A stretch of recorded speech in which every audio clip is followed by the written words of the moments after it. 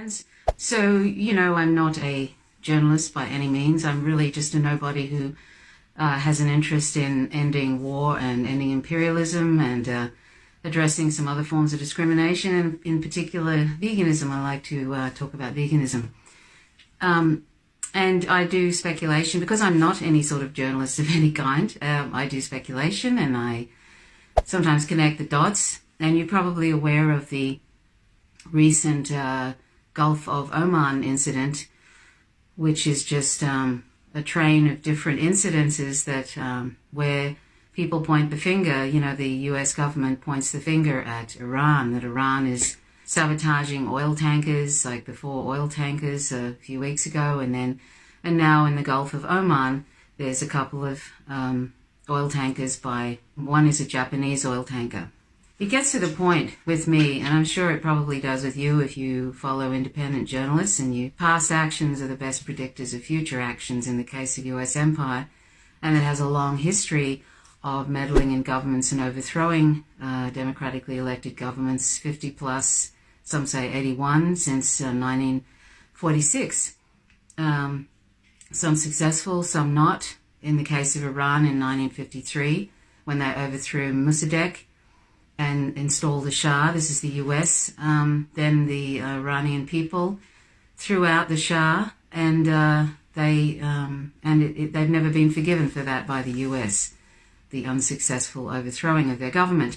And they've basically been vilified ever since that time by the US and by Israel and by Saudi Arabia, the 3 partners in crime. What I like to put back on them, the axis of evil, or the troika of tyranny, as John Bolton likes to call any country that hasn't submitted to them. Well, I like to throw that back at them.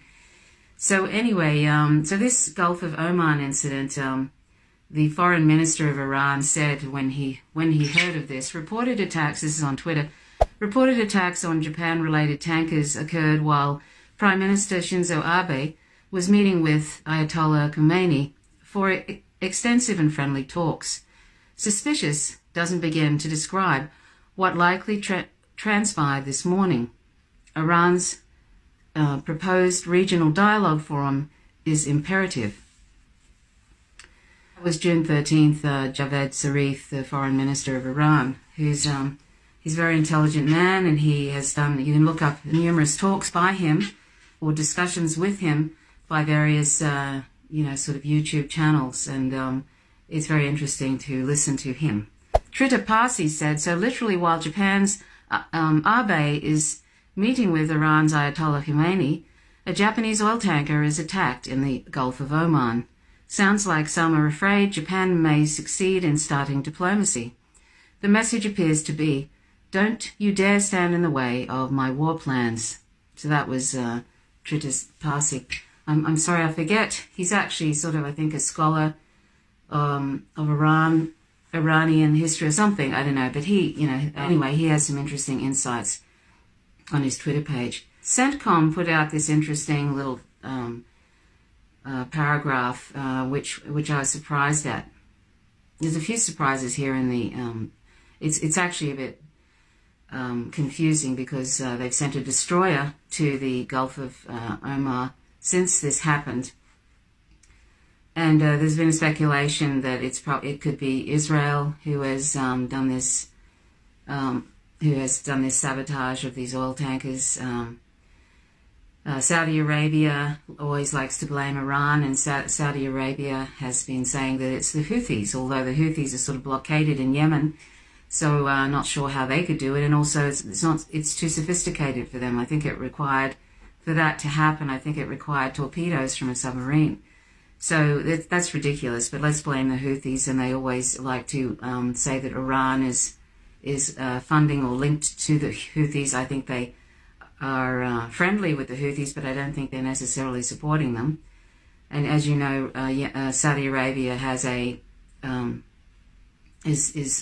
an ongoing genocide in Yemen, a US-backed Saudi genocide of Yemenis, and at the present time it's like 1 child dies every 10 minutes from disease and famine, and 2, I think it's like 2 mothers die every 10 minutes, from in childbirth or something. Or is it every hour? I don't know, but anyway, it's a terrible situation in Yemen that is not really, it's not really abating at all. And the US, as I understand, is still involved in that. So, but anyway, and so Saudi Arabia likes to blame the Houthis because the Houthis are actually fighting against this genocide that's happening in Yemen. They're trying to fight against Saudi Arabia. So anyway, the CENTCOM said something which was interesting. We have no interest in engaging in a new conflict in the Middle East. We will defend our interests, but a war with Iran is not in our strategic interest, nor in the best interest of the international community. I guess they haven't been talking to John Bolton lately. I don't know. I mean, I don't know what this means, and it seems to be in contrast to John Bolton, who's been talking about invading Iran basically he's happy invading anybody. He's invasion happy, and he's been talking about invading and destroying Iran for, I don't know, at least a couple of decades. He's even written a blog about it. This is John Bolton. So, I don't know, maybe they haven't compared notes. But anyway, we won't take much notice of that. Back to Javed Zarif, the Iranian foreign minister. He said that the US immediately jumped to make allegations against Iran without a shred of factual or circumstantial evidence. Only makes it abundantly clear that the B team, he calls them the B team, I think it's Bibi Netanyahu, Mohammed bin Salman of Saudi Arabia, and who's the other one? John Bolton, maybe, is moving to Plan B, sabotage diplomacy, including by Shinzo Abe, the Japanese Prime Minister, and cover up its economic terrorism against Iran. As you know, that the US has very, very heavy economic sanctions on Iran, and if you know what's been happening in Venezuela with the crippling economic sanctions by the US, there's been 40,000 Venezuelans have died since 2017 due to the US crippling sanctions. So the US in many ways is carrying out a genocide in Venezuela by continuing on and increasing these economic sanctions in Venezuela. So much for their going on as usual. They're doing this for Venezuelans for freedom and democracy, and yet they're actually killing them by the tens of thousands with their economic sanctions, and they know it. And so they've also got heavy economic sanctions on Iran, and that's also causing a lot of problems with civilians, obviously, in Iran. It's affecting them very badly. But the US doesn't care about that. It's an act of war, economic sanctions. So they're quite happy to do that. And I mean, the economic sanctions that the US put on Iraq in the early 90s, 500,000 children died due to those economic sanctions. And when the Secretary of State, Madeleine Albright, was later asked, was that worth it? She thought it was worth it. So they really have no finer feelings for anybody in any country. As the US has stated, Washington has stated, we have interests, we don't have allies, really. When we just sacrifice human rights for their own interests. They've literally said that. Ben Norton from the Grey Zone Project has actually written, he's a journalist, a really great journalist, and he's written this very, very clear, he has this great way of condensing all the information and in sort of easy to read. It's not too dense. And he's written a very good article titled Trump Admin Aims to Kill Historic Talks and Strangle Iran with Evidence-Free Accusations. And I'll just read you a little bit of it, and I'll post a link in the information section. Before I go on to it, I just wanted to say that the US is just going to keep doing all these little sabotage acts via proxies, either with Israel or Saudi Arabia, and accusing Iran of it until they'll sort of become more and more pronounced. They'll become more and more serious until they have enough of a sort of history and a collection of false flags that they can go, okay, well, now we have the ability to say we're going to invade Iran. Now, as I was and they've been planning this ever since Trump got into office. In particular, Trump has always talked about Iran and vilified Iran, and his benefactor for his presidential election, Sheldon Adelson, has always had a thing about Iran. He's a big pro-Israel supporter, and Israel wants Iran out of the picture. Basically, Israel wants a whole lot of managed chaos systems all throughout the Middle East. It doesn't make them look so bad when they have a lot of extreme, there's a lot of chaos. And, and Pompeo, the Secretary of State, Mike Pompeo, believes in the rapture, which means, that, ironically, it means that, that basically it's an anti-Semitic kind of a belief system. But he believes in the rapture, so, Iran has to be out of the picture and all that kind of thing. Anyway, as I was saying about Adelson, he actually provided millions and millions of dollars to Trump for his presidential election, and the way to pay Sheldon Adelson back is, and also Sheldon Adelson actually funds a lot of the GOP as well. So, Trump this is payback time, and Trump is sort of, in some ways, if he invades Iran, then that is a payback to Sheldon Adelson. So anyway, the other thing I was going to say is that the mainstream media, interestingly, hasn't been doing the usual thing like they did with Iraq, with the lie of weapons of mass destruction, how they all got on board and they were touting that lie like for all they were worth, to manufacture consent so that the Bush administration then decided to invade Iraq. But this time, interestingly, they haven't been so much jumping on that. Of course, they've been reporting without any sort of asking questions. They've just been reporting, and sort of and implying things. But most of them have been saying things like Pompeo has been accusing Iran, but there is no evidence of Iran attacking those two oil tankers.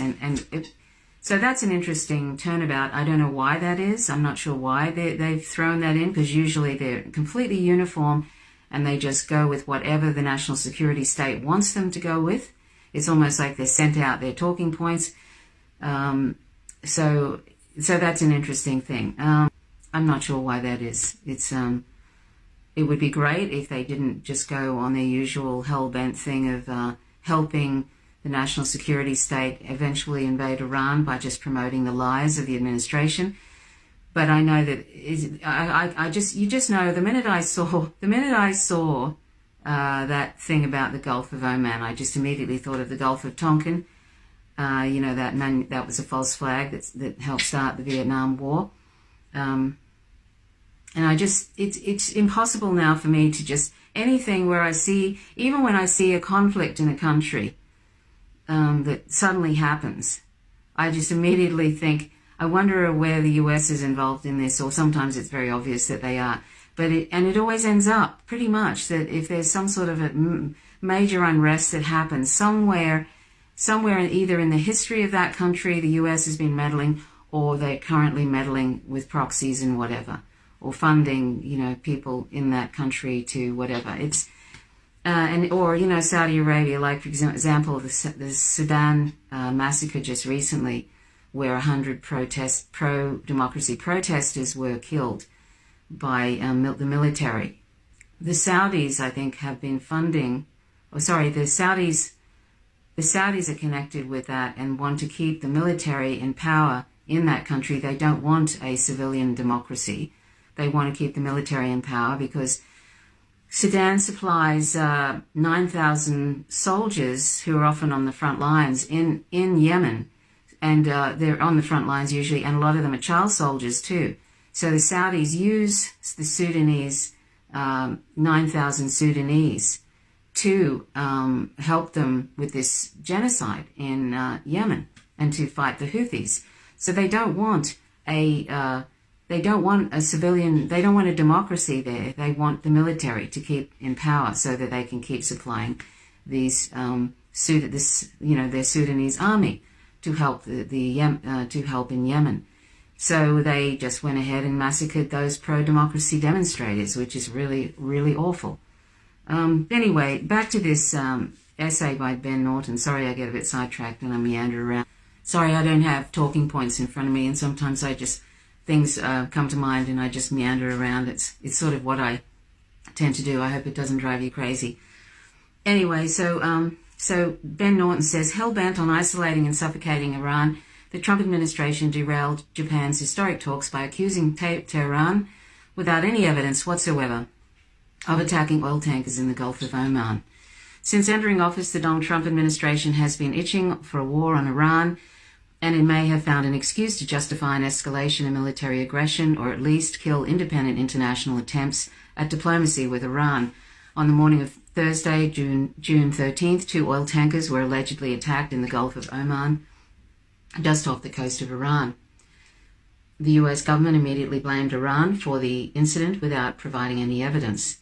The vessels happened to be en route to Japan at precisely the same time that Japanese Prime Minister Shinzo Abe was in Tehran, the first Japanese leader to visit Iran since its revolution 40 years ago. Abe was holding a historic meeting with Ayatollah al-Khamenei when the incident took place. This coincidence did not escape Iran's Foreign Minister Javad Zarif, who said, and I've read that out to you before, basically. Prominent Iran expert Trita Parsi, oh there you go, that's the person I was mentioning, Trita Parsi, noted that the timing of the suspicious attack suggests that there is a fear in Washington that efforts at Iran-Japan diplomacy might succeed in softening the de facto US-led economic blockade of Tehran. Since Trump illegally sabotaged the international Iran nuclear deal, known officially as the JCPOA, in May 2018, the US government has striven to isolate Iran and suffocate its economy by preventing the country from exporting oil, importing food and medicine, and trading with foreign nations. The Trump administration has even threatened close ally Japan, the world's 4th largest consumer of oil, with secondary sanctions forcing the country to halt Iranian imports.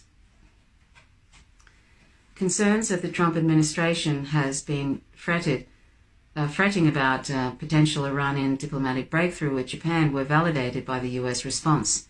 Secretary of State and former CIA Director Mike Pompeo immediately pointed the finger at Tehran, calling the alleged attacks, quote, a threat to international peace and security, a blatant assault on the freedom of navigation, and an unacceptable escalation of tension by Iran, end quote. Saudi Arabia and its regime media went into overdrive, amplifying the Trump administration's accusations against Iran. Many Western corporate media outlets, too, lazily echoed the US government's unsubstantiated claims. The New York Times, for example, published a breaking piece. Headline, Pompeo says intelligence points to Iran in tanker attack in the Gulf of Oman. Actually, I didn't see that about the New York Times. I'm sorry to hear. I'm not surprised. But I'm sorry, I thought I'd actually seen a few reports where they weren't so quickly jumping to that. But, you know, it's no surprising the New York Times and others would do that anyway, because that's what they do. They're just propaganda arms of the national security state, really. Anyway, the Times did concede, however, that Pompeo did not... Oh, here we go. Pompeo did not present any evidence to back up the assessment of Iran's involvement. And several mainstream media outlets actually diverged from their traditional pro-war stances and expressed cautious skepticism about the Secretary of State's unproven accusations. Surprisingly, CNN, NPR, and The Independent stressed that Pompeo provided no evidence for his claims. Isn't that interesting? I find that interesting, and I wonder why. I wonder if they're just kind of doing that so because they got so much flack after the Iraq war and how they were all just banging the drums of war there, that maybe they, just for his history's sake, after Iran is invaded, they can say, well, you know, we were a bit cautious. Who knows? I don't know. Anyway, Iran's press TV outlet published video of what it said were crew members of one of the tankers who had been saved by an Iranian rescue team. The Iranian government-backed channel accused the Trump administration of exploiting incidents like this to, quote, to wage war, end quote. Press TV also tweeted photos of one of the tankers hours after the alleged attack, noting that the vessel was unharmed and the fire had been put out. Press TV actually is quite a good channel if you're on YouTube, if you check it out. They have some interesting guests, and it's sad, because there is so much vilification. There's been so much vilification for as long as I can remember about Iran, and it's purposeful because it helps to manufacture consent over decades that Iran is some sort of evil country that's has no reason to be suspicious or to dislike the United States.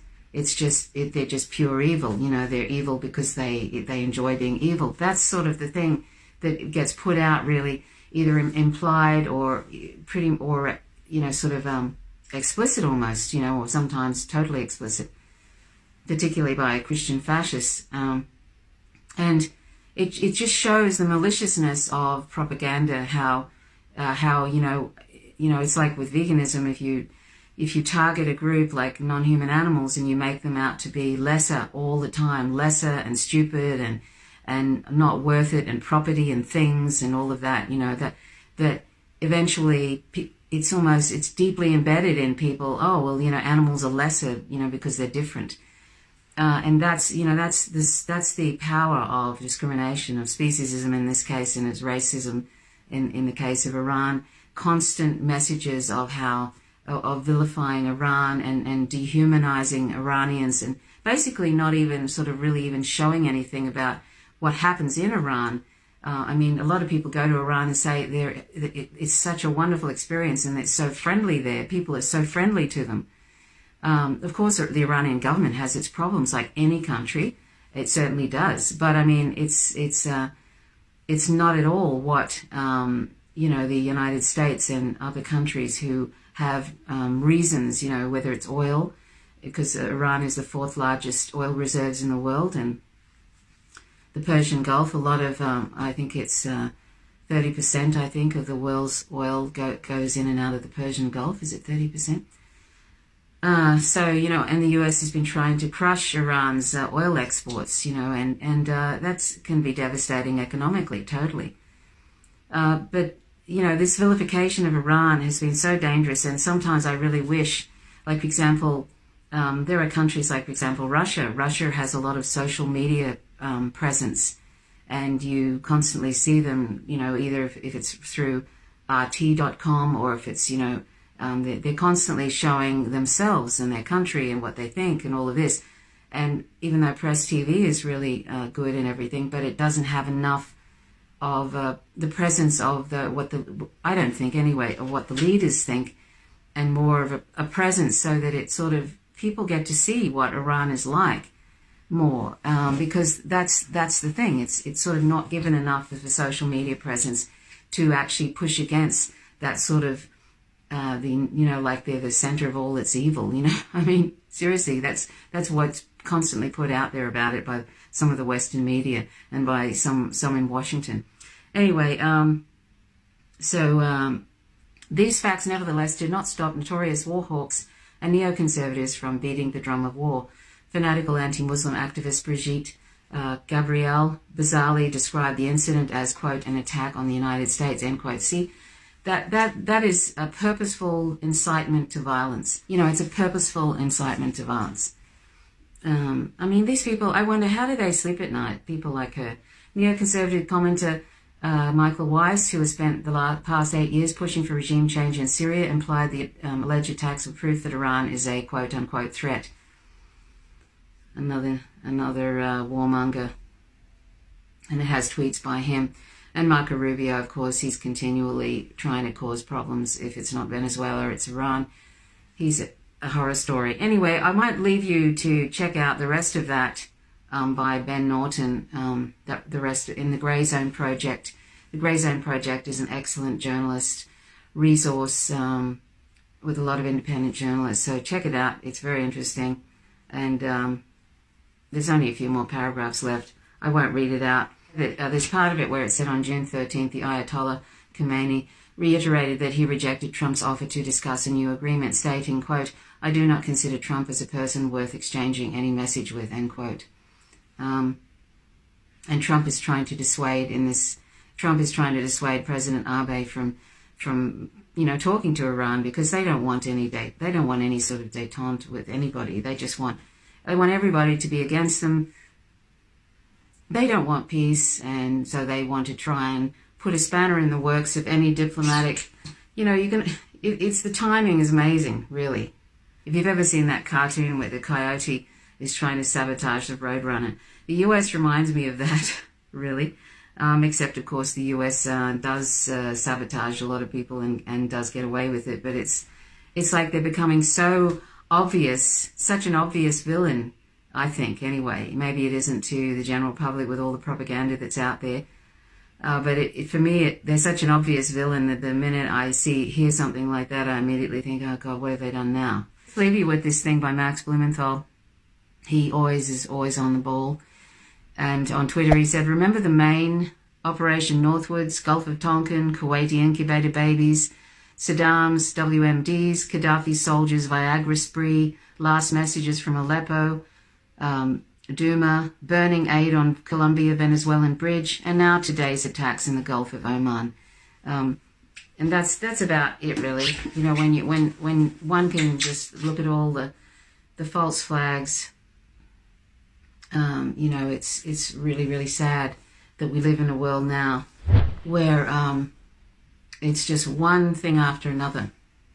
Every day there's one more trying to warmonger and trying to invade some country. It's just, if it's not Venezuela, it's Iran. If it's not Iran, it's Syria. If it's not Syria, it's Russia, and on and on. Like the Pentagon recently put out something, the RAND Corporation, which is just like a deep state think tank that's been around since, I think, 1946, and they put out something about basically how to, destroy Russia.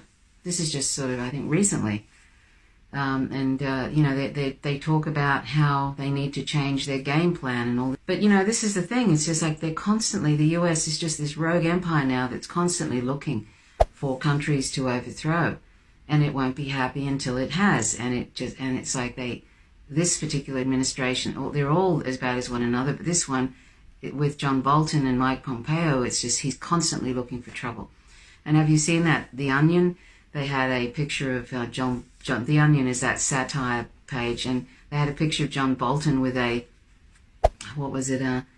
had a knife in his shoulder or something, and he's hanging on to it, and he's basically hanging on to the corridors in the White House saying, Iran did it or something, and that's about the size of it.